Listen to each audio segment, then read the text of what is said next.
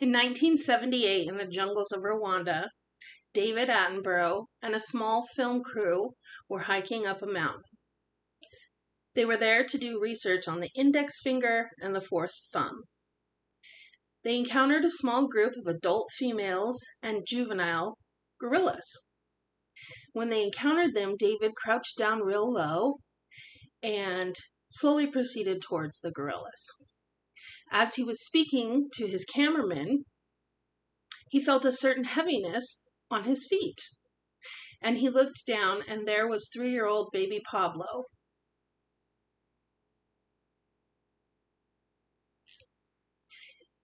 David explains that this experience for him was sheer bliss. He was astonished that the gorillas allowed him to approach them. And as he's laying there, letting Pablo be his playground, one of the adult females reached over and grabbed David's head and turned it toward her. And she looked him in each one of his eyes, and then popped a finger in his mouth, and then turned away and carried on with her business. Today, I'm going to tell you about the life and adventures of Sir David Attenborough.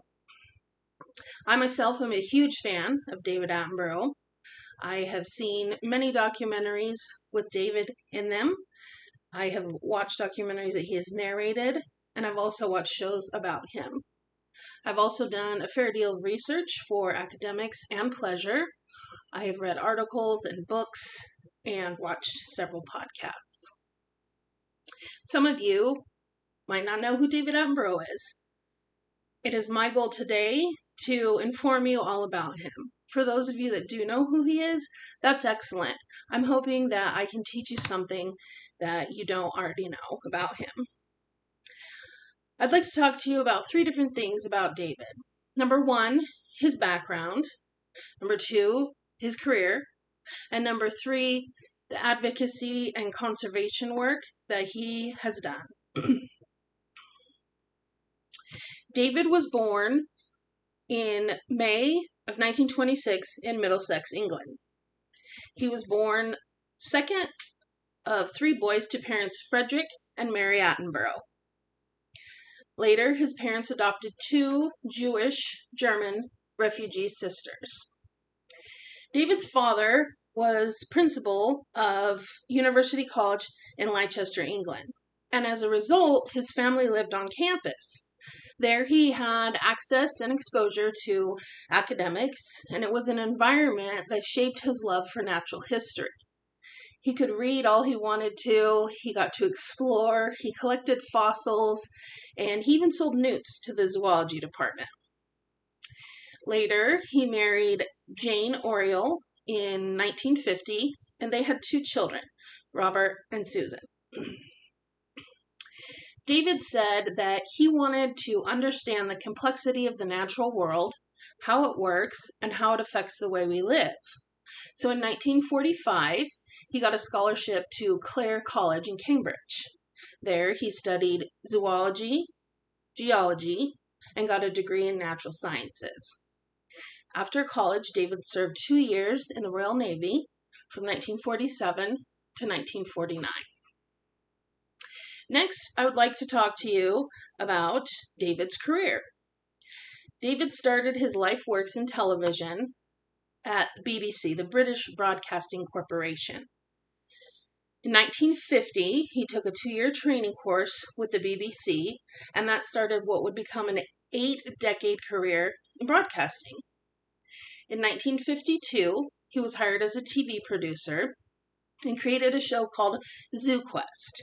It was a hugely popular show with live wild animals and zoo animals, and it's there that David's engaging personality and his delight in discovery was born. In 1965, he became the controller of BBC and created BBC Two.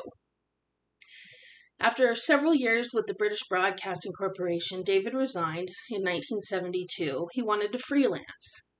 It was then that he wrote, developed, and narrated the Life series. It's been said that the Life series was David's greatest work, his greatest adventure. He traveled every corner of the globe and encountered all kinds of animals. The Life series started with Life on Earth, that came out in 1979, and the last installment was Life in Cold Blood in 2008. And there were a total of 9 installments in this series. Now, what made these installments so interesting and so captivating and so popular was that the innovation in cinematography and what they could do had broadened greatly. The innovation of the camera work, they could do time lapse, which would show growth and decay. They could use slow motion, macro cinematography, underwater photography, and infrared lighting. These shows were a detailed examination of all kinds of life on Earth, their evolution, behavior, and ecology. David later, after that, narrated the popular series Planet Earth from Our Planet Productions. Now I'd like to talk to you about David's advocacy for Earth and saving our planet and some of the accomplishments that he has made. David said, "As a zoologist, the natural world means a lot to me. I've always believed that few people will protect the natural world if they don't understand and love it, and television was a way of helping them to do so." David has always promoted change through educating. He wrote an article called "This Heaving Planet" in the Easter Essay, and he talked about the negative effects of global warming, changes in the constituents in the atmosphere, population growth, taking land from the natural world, and how polluted oceans are causing them to become increasingly more acidified. In the Australian Garden History, there was a journal on trees, and one of the authors in that article quoted David Attenborough regarding trees, and he said, "Ancient trees are precious. There is little else on earth that plays host to such a rich community within the life of a single organism." After 100 years of life on this planet, that's right, he's 100, and visiting 83 countries around the globe, David Attenborough has seen with his own eyes the deterioration of our world take place. The Research and Advisory on International Affairs website had an article about things David Attenborough had said.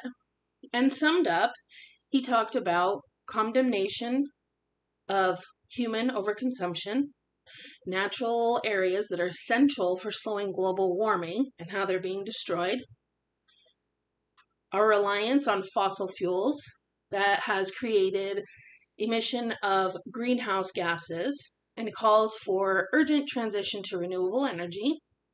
And he calls upon the human race to act, noting that change will only come if all participate in the repair of our planet. Earth.org gives a quote from David Attenborough: "If working apart, we are a force powerful to destabilize our planet, surely working together, we are powerful enough to save it. In my lifetime, I've witnessed a terrible decline. In yours, you could also and should witness a wonderful recovery." I'd like to speak a little bit on some accomplishments and awards that David has received. David was knighted by Queen Elizabeth in 1985 for his services to television and nature conservation. He received a second knighting, a more prestigious royal honor. It was the Knight's Grand Cross, and he received that in 1922 from King Charles, who at the time was Prince Charles,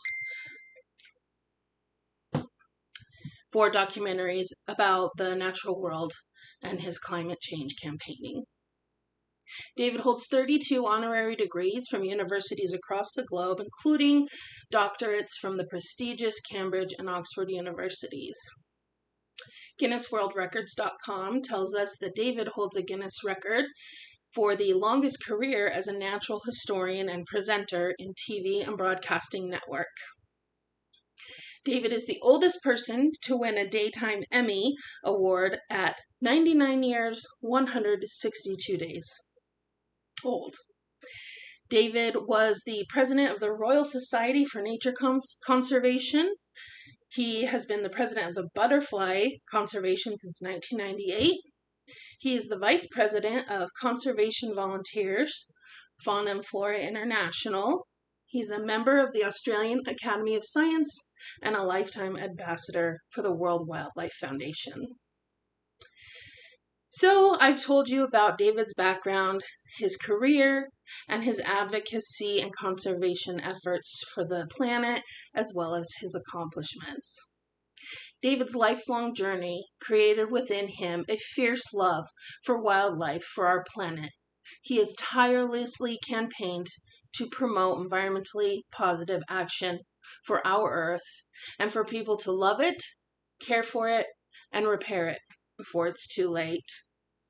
I'll leave you with one more quote from earth.org from David. It says, "It seems to me that the natural world is the great source of excitement, the greatest source of visual beauty, the greatest source of intellectual interest. It is the greatest source of so much in life that makes life worth living."